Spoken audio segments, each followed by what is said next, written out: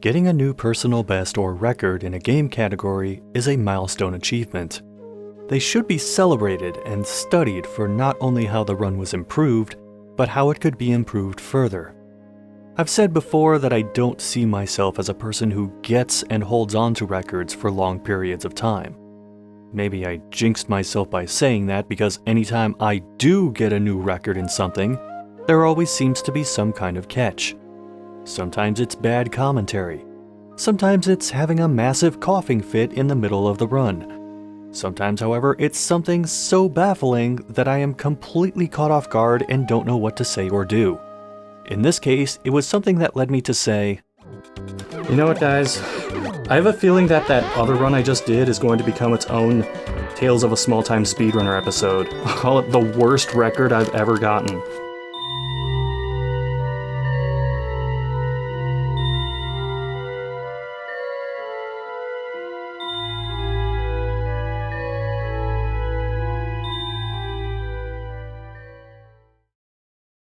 Yoshi's Safari, a Super Scope rail shooter that's more known as a bit of obscure trivia than for the quality of the game itself. It's not a particularly difficult game. In fact, getting a working Super Scope setup is way more challenging than anything the game offers. However, there's something that a few Super Scope games have in common: a hard mode. In games such as Battle Clash, Metal Combat, and Yoshi's Safari, after beating the game and letting the credits roll, some button inputs pop up that enable a harder version of the game. For Yoshi's Safari, hitting X, Y, L, R, and Start at the title screen changes it into a pink hellscape, indicating that hard mode is active. Now, what makes hard mode, hard? In some areas, more enemies will spawn, and certain enemies take twice as many hits to defeat. Yoshi takes double damage from pretty much everything. The locations of fire flowers, which are used to boost the power gauge and shoot faster for a longer period of time, are different. Outside of that, some other items just don't spawn at all. Bosses not only take and deal twice as much damage, but they also move twice as fast.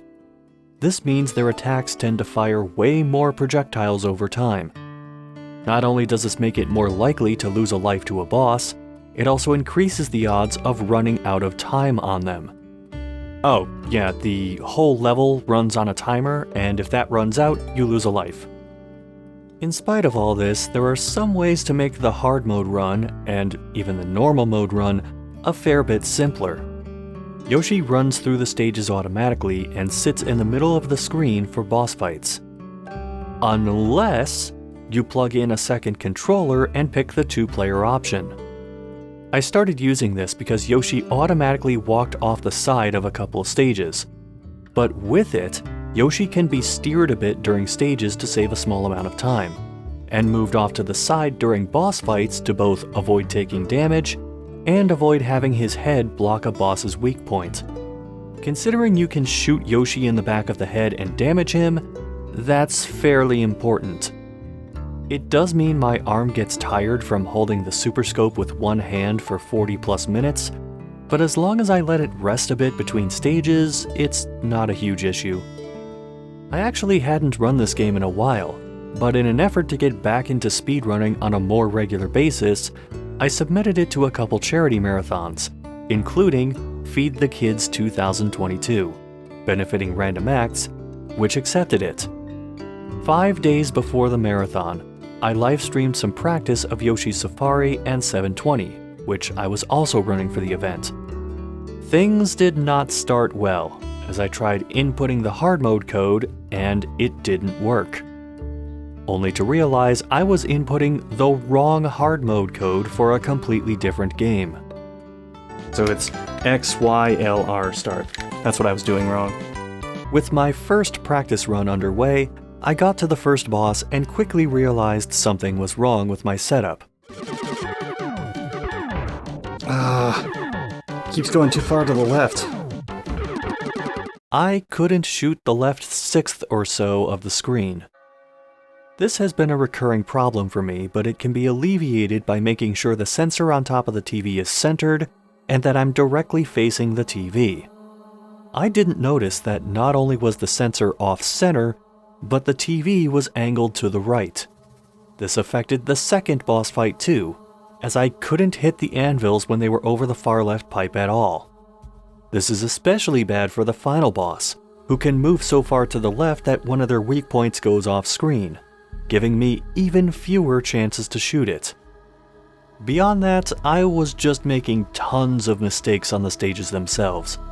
I was getting hit by enemies I usually don't get hit by, several of which brought me to a near stop, running into walls for no good reason, missing a speed boost pad, and missing a gate that I should have gone through. Some paths in this game are shorter than others, and you can go through gates to get to the shorter ones sometimes. Stage 11 has no walls, so it's easy to fall off the sides of the stage and lose a few seconds. A good run will have no falls. A decent run only has one fall. I fell twice. Then there were the jump pads. You're supposed to hit jump when standing on the pad to jump large gaps or avoid traps. Right before hitting a jump pad, I heard a coin sound, mistook it for the jump tone, and jumped too early, losing even more time. After so many screw-ups, I was just hoping whatever time I got would be under the estimate I gave for the marathon, which was 45 minutes. But when I realized what my time was...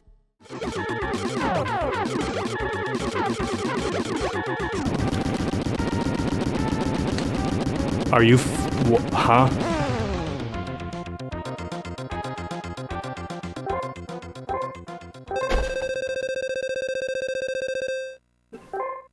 I need to check something. Are you fucking kidding me?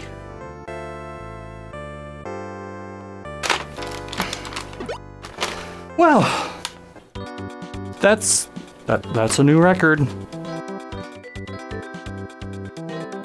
For as bad as parts of that run were, that's a new record. I mean, the RNG on some of the bosses was really good, but I didn't think that would make up for some of the mistakes within the levels. The previous record for this category was 42 minutes 5 seconds, and I was way under that. So with all those mistakes, how did I not only beat the record, but do so by over 30 seconds? The answer is simple and stupid. While time losses on the stages themselves can add up quickly, by far the biggest time losses happen in the boss fights. Only a few bosses in this game are beaten quickly solely based on executing a good fight. Most of the bosses in this game have, at minimum, 2 different behaviors for their fights, usually 3. Either moving and attacking, or 2 different types of attacks. These bosses hide their weak points, or stall for time until the right behavior occurs. Take this boss for example.